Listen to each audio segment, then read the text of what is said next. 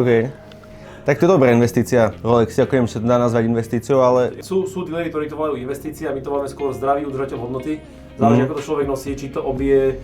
Je podstatné, aby si tie hodinky páčili, nech ti to robí radosť a určite v tom vieš uskladniť peniaze tak, že tie hodinky vieš predať stále s minimálnou stratou.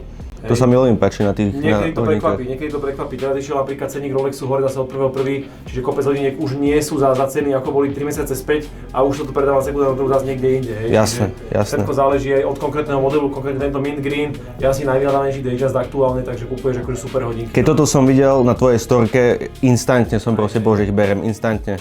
Som aj tam rovno napísal, že 14 500, či by sa dalo, ja neviem, jak to len funguje, chápeš?